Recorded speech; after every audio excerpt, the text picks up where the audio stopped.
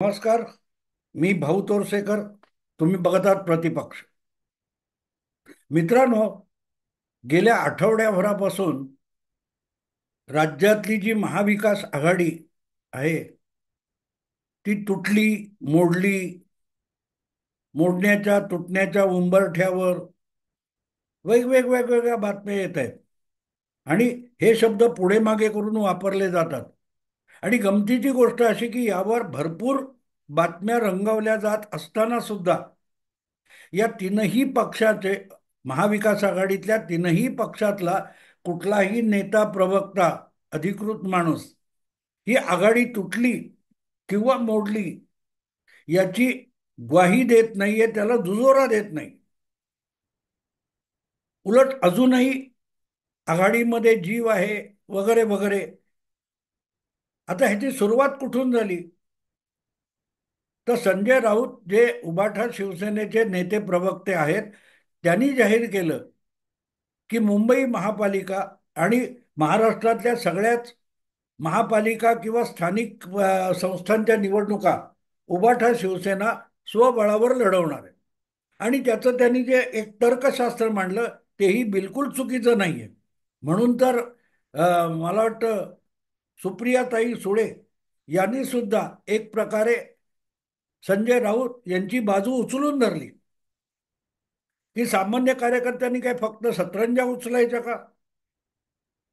त्यांनाही निवडणुका लढवायच्या असतात.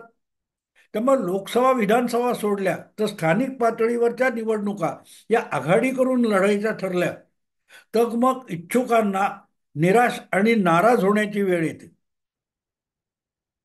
आणि म्हणून आघाडी वगैरे असेल ती लोकसभा, विधानसभेसाठी असा एक सूर सुप्रियाताईंनी लावला. मुद्दा माझा इतकाच आहे मित्रांनो, की निवडणूक आघाडी तुटली का ही सगळी चर्चा करणारे जे कोणी विश्लेषक, अभ्यासक वगैरे आहेत, त्यांची मला दया येते. दया एवढ्यासाठी येते की तुम्ही कुठल्याही पक्षाचे बांधील नाही आहेत. तुम्हाला राजकारणाचं विवेचन करायचंय तर आहे त्या परिस्थितीवर बोलायला हरकत नाही. पण अगदी उद्धव ठाकरे परत हिंदुत्वाकडे जाणार का वगैरे अशा सुटकात पडण्याची गरज नाही. अजितदादा हे उत्तम उदाहरण आहे. अजितदादा हिंदुत्ववादी युतीमध्ये, महायुतीमध्ये सहभागी झाले, पण अजूनही ते आपल्या विचार आणि भूमिका ठामपणे मांडत असतात.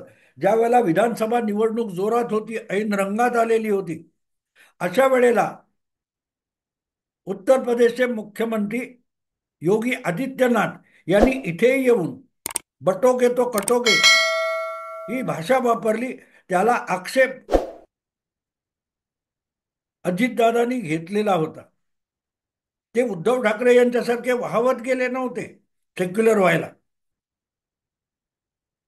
मुद्दा असा आहे की मतभेद असून सुद्धा एक राजकीय तडजोड म्हणून काही वेळेला अशा गोष्टी केल्या जातात. प्रश्न असा असतो की स्थानिक पातळीवर, आणि ते बरोबर आहे एवढ्यासाठी मी म्हणतो की वॉर्ड पातळीवर एखाद्या महापालिकेच्या वॉर्डामध्ये फार थोडासा असा विभाग असतो, छोटा विभाग असतो, आणि तिथे विविध पक्षांचे नेते, कार्यकर्ते, स्थानिक पातळीवरचे नेते अक्षरशः एकमेकाशी वैयक्तिक वैर असल्यासारखे वागतात. आणि कारणही सरळ आहे की एक या पक्षातून तिकडे गेला की त्याचा कट्टर विरोधक त्या पक्षातून इकडे येतो. हे आपण अनेकदा बघितलेलं आहे. त्यामुळे त्यांचं अस्तित्व हे त्या विभागापुरतं असतं. आणि म्हणूनच जर उद्या मी ज्याच्याशी सतत वैर भावनेने वागलो, भांडण केलं, अगदी हाणामाऱ्या केल्या, रक्त सांडलं गेलं, त्यानंतरही त्याच माणसाला मी आघाडी म्हणून पाठिंबा द्यायचा का, हा विषय येतो. उच्च पातळीवरच्या नेत्यांची गोष्ट वेगळी असते. उद्धव ठाकरे फडणवीसांना टरबूज म्हणणार, फडतूस म्हणणार, पण एकमेकावर शारीरिक हल्ले केले जात नाही. ती परिस्थिती वॉर्ड पातळीवर आणि नसते. आणि म्हणूनच ज्या वेळेला महापालिका वगैरे निवडणुका असतात तेव्हा प्रत्येक पक्षामध्ये आलेला जो कार्यकर्ता असतो त्याची सुरुवात त्या स्थानिक निवडणुकीपासून होत असते आणि त्याच निवडणुकीत त्याला स्कोप नसेल तर मग त्याने त्या पक्षात राहण्याची काही गरज नसते. अगदी एवढं नाही, मी छोटा विधानसभेची पातळी बघा तुम्ही. तुम्हाला आठवत असेल की मी वारंवार आठवण करून देतो की गेल्या विधानसभेमध्ये देगलूर बिलोलीचे जे आमदार होते काँग्रेसचे निवडून आलेले, ते शिवसेनेच्या सुभाष साबणे यांना पराभूत करून निवडून आले होते. पण पुढे उद्धव ठाकरे मुख्यमंत्री होण्यासाठी काँग्रेस बरोबर गेले आणि ती जागा काँग्रेसचा आमदाराचा मृत्यू झाल्यामुळे, निवडणूक होणार असल्यामुळे उद्धव ठाकरेंनी आपला 3 वेळचा आमदार सुभाष साबणे याच्यावर अन्याय केला की मुख्यमंत्रीपद टिकवायचंय म्हणून तू गप्प बस, काँग्रेसला पाठिंबा दे. तो सुभाष साबणे उठला आणि भाजपात गेला. ही गोष्ट जर लक्षात घेतली तर सुप्रियाताई काय म्हणतायत किंवा संजय राऊत यांचा दावा काय आहे तो लक्षात येईल. स्थानिक पातळीवर पक्षाचा विस्तार करत असताना हे सगळं करावं लागत असतं. आणि म्हणूनच आघाडी, महाविकास आघाडी, नावं कुठची द्या, महायुती वगैरे वगैरे, ही निवडणूक पूर्व होत असेल तर त्याला काही अर्थ असतो. उद्धव ठाकरेंनी किती हातपाय आपटू देत, 25 वर्ष महायुतीमध्ये किंवा युतीमध्ये शिवसेना सडली असं उद्धव ठाकरे म्हणाले, परत परत म्हणाले. पण शिवसेना नावारूपाला आली ती भाजप बरोबर युती झाल्यानंतरच आली. तोपर्यंत शिवसेनेला विधानसभेत एका वेळेला 2-2 आमदार निवडून आणता आलेले नव्हते. त्यामुळे युतीमध्ये असताना शिवसेना सडली असं म्हणायचं तर भाजप पण सडली असंच म्हणायला पाहिजे. पण भाजपने तसं कधी म्हटलेलं नाही. आणि म्हणून एक लक्षात घ्यायचं की निवडणूक पूर्व युती किंवा आघाडी आणि निवडणुकीचे निकाल आल्यानंतर ज्या आघाड्या बनवल्या जातात त्यामध्ये जमीन आसमानाचा फरक असतो. जमीन आसमानाचा फरक आहे. कारण निकालानंतर तुम्ही बहुमताने सत्ता मिळवण्यासाठी एकमेकाच्या जवळ येता, ती तडजोड असते. तुम्ही समोरच्या पक्षाच्या विरोधात निवडणूक लढवलेली आहे आणि तरीही त्याला सोबत घेऊन सत्तेचं गणित जुळवता, त्याला आपल्याकडे जुगाड म्हणतात, जुळवाजुळव म्हणतात.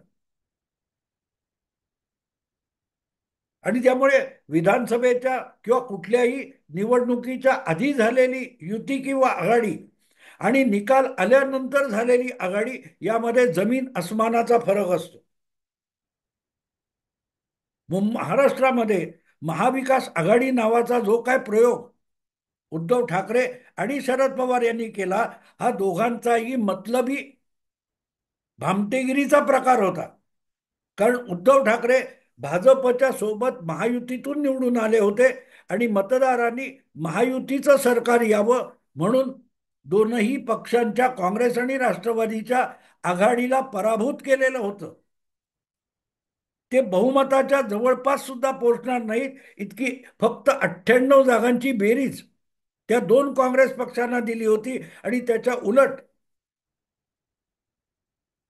161 इतकं निर्विवाद बहुमत महायुतीला दिलं होतं. पण उद्धव ठाकरेंना मुख्यमंत्री पद पाहिजे होतं आणि म्हणून महाविकास आघाडीचा जन्म हा विधानसभेचे निकाल लागल्यानंतर जवळजवळ 8-10 दिवसांनी झालेला आहे.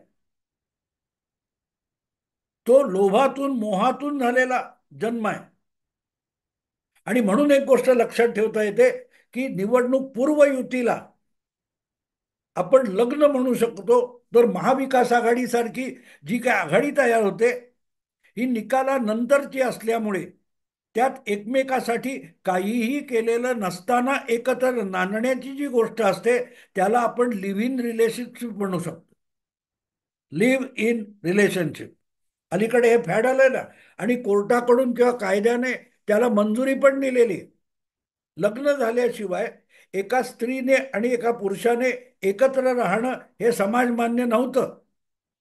अनेक जण तसे राहत होते वगैरे वगैरे गोष्ट आहे. पण जगभर जे काय बदल होत असतात ते आपल्याकडेही होत असतात. त्यामुळे भारतामध्ये ज्या प्रकारे लग्न बिना लग्नाचं स्त्री पुरुषांनी एकत्र जगणं, अगदी शरीर संबंध ठेवणं आणि नवरा बायको सारखं जगणं, त्याला लग्न म्हणून मान्यता नाहीये, पण लिव्ह इन रिलेशनशिप अशी मान्यता देण्यात आली. नाही तर पूर्वी त्याला व्यभिचार म्हटलं जायचं. आणि ही गोष्ट जर आपण राजकारणात बघायची असेल तर निवडणूक पूर्व युती किंवा आघाडी म्हणजे लग्न असतं, मॅरेज असतं. आणि निवडणुकीच्या निकालानंतरची आघाडी युती वगैरे जे काय तुम्ही सत्तेसाठी गणित जमवता त्याला लिव्ह इन रिलेशनशिप म्हणतात. आणि म्हणून मला असं वाटतं की आज जे काही तुमचं अ, महाविकास आघाडी तुटली का मोडली का ही भाषा वापरली जाते, तेव्हा असंच यांचं लग्न मोडलं की काय, यांनी एकमेकाला घटस्फोट तलाक वगैरे दिला का, अशा भाषेत जे विश्लेषण चालू आहे ते एक गोष्ट विसरतात की महाविकास आघाडी नावाचं जे काय त्रांगडं तयार झालं होतं ते लग्न झालेलं नव्हतं, त्याला लिव्ह इन रिलेशनशिप म्हणतात. ते पक्ष एकमेकाविरुद्ध लढले होते, एकमेकाविरुद्ध बोलत सुद्धा होते. तुम्हाला आठवत असेल तर ही महाविकास आघाडी जेव्हा लोकसभा निवडणुकीत उतरली तेव्हा त्यांना धड जागा वाटप सुद्धा करता आलं नव्हतं. कोल्हापूरची शिवसेनेची जागा काँग्रेसने बळकावली म्हणून काँग्रेसने सांगलीची जागा काँग्रेसची जागा बळकावली होती. आणि मग तिथे काँग्रेसकडून बंडखोर उमेदवार आणि शिवसेना महायुत विकास आघाडीचा अधिकृत उमेदवार. हे का झालं? कारण त्याला कुठलंही लग्न संबंध म्हणतात तसा हा संबंध नव्हता. ही सत्तेपुरती केलेली लिव्ह इन रिलेशनशिप होती. एकमेकांना काही थोडेफार आवडत असतील, एकमेकांचं काय ते शरीर सुख अनुभवायचं असतं, म्हणून जेव्हा तुम्ही एकत्र राहता, एकत्र झोपता, उठता, बसता, खाता, पिता, त्याला संसार म्हणत नाहीत, त्याला लिव्ह इन रिलेशनशिप असा आधुनिक काळातला शब्द आहे. आणि त्यामुळे महाविकास आघाडी आणि महायुती मध्ये हा मोठा फरक आहे. उद्धव ठाकरे जेव्हा म्हणतात की महायुतीमध्ये किंवा युतीमध्ये शिवसेना 25 वर्ष सडली, तेव्हा ते सांगत होते की या संसारात भाजपबरोबर लग्न करून आमच्या आयुष्याचं वाटोळं झालं आणि त्यामुळे घटस्फोट न घेता आम्ही बाहेर पडलोय किंवा घटस्फोट घेतलाय. पण ज्या प्रकारे शरद पवारांची तडजोड करून मुख्यमंत्री पदाचं आम्ही दाखवलेलं त्याला बळी पडून उद्धव ठाकरे हे महाविकास आघाडी बनवायला काँग्रेस बरोबर आणि राष्ट्रवादी बरोबर गेले, त्याला लिव्ह इन रिलेशनशिप म्हणतात. उद्धव ठाकरेंचा स्वार्थ होता, नाकारले गेलेले पक्ष काँग्रेस आणि राष्ट्रवादीचा स्वार्थ होता. आपापल्या मतलबासाठी हे तीन पक्ष महाविकास आघाडी म्हणून एकत्र आले. त्यांच्या डोळ्यासमोर समाज काय म्हणेल याची पर्वा नव्हती. लिव्ह इन रिलेशनशिप म्हणून एकत्र राहणारे जे जोडपं असतं त्याच्याकडे लोक नाकं मुरडूनच बघत असतात. पण लोकांना काय वाटतं त्याची त्यांना पर्वा नसते. ते लोकांच्या नाकावर टिचून शरीर संबंध करत असतात, नवरा बायको सारखे राहत असतात. आणि महाविकास आघाडीचा सगळा प्रयोग हा लिव्ह इन रिलेशनशिप सारखा होता. आणि त्यामुळे आज जर त्यांच्यामध्ये फाटाफूट भांडणं झाली असतील तर त्याचं विश्लेषण करताना सुद्धा लग्न संबंध मोडल्यासारखं तुटल्यासारखं करायचं नसतं. लिव्ह इन रिलेशनशिपमध्ये बाधा निर्माण झाली, एकमेकांशी पटेनासं झालं म्हणून आपण ब्रेकअप करायचा, असं जे काय बोललं जातं ना ते इथे लागू होतं. लग्नात ब्रेकअप नसतो, प्रेमामध्ये लिव्ह इन रिलेशनशिपमध्ये ब्रेकअप असतो. लग्नामध्ये ब्रेकअप नसतो, लग्नामध्ये तलाक असतो, घटस्फोट असतो. आणि त्यामुळे आज ज्या चर्चा चालू आहेत की महाविकास आघाडी तुटली का, संपली का, आटोपली का, मोडली का, ही चर्चा गैरलागू आहे. कारण इथे जितका वेळ एकमेकांना समाधान देऊ शकू, सुख देऊ शकू, तोपर्यंत एकत्र राहू. लग्नाच्या बंधनात अडकण्याची गरज काय? वैचारिक पातळीवर युती आघाडी होते तेव्हा एक वैचारिक बांधिलकी तयार होत असते. एकमेकाच्या भावना समजून घेऊन एकत्र आलेले असतात माणसं. इथे शिवसेना सावरकरांना भारतरत्न मिळालं पाहिजे म्हणून टाहो फोडून रडणार आणि ते दिलं जात नाही म्हणून मोदी सरकारला दोष देणार. आणि दुसरीकडे त्याच शिवसेनेचे सर्वोच्च नेते मंचावर बसले असताना सुद्धा काँग्रेसचे सर्वोच्च नेते राहुल गांधी सावरकरांची यथेच्छ बदनामी आणि विटंबना करणार, हे चालू होतं ना. कारण शिवसेना आणि काँग्रेस या दोघांचं लग्न झालेलं नव्हतं. त्या दोघांना एकमेकाशी कुठचीही वैचारिक बांधिलकी नव्हती. कारण ती फक्त सत्तेसाठी केलेली लिव्ह इन रिलेशनशिप सारखा प्रकार होता. तेव्हा महाविकास आघाडी जर मोडत असेल, मोडणार असेल किंवा त्यांच्यामध्ये काय बेबनाव निर्माण झाला असेल तर त्याचं विवेचन करताना नवरा बायको विभक्त होत आहेत अशा पद्धतीत करणं पूर्णपणे गैरलागू आहे. लिव्ह इन रिलेशनशिपचा ब्रेकअप अशा अर्थाने महाविकास आघाडीचा बोऱ्या वाचतोय, त्याकडे बघितलं पाहिजे. आणि त्या दृष्टीने त्या निकषावर जर आपण विश्लेषण करायला गेलो तर आपल्याला सगळ्या घडामोडींचा योग्य उलगडा होऊ शकेल. अन्यथा त्याचं विवेचन भरपूर होईल पण त्यातून निष्पन्न काही होणार नाही.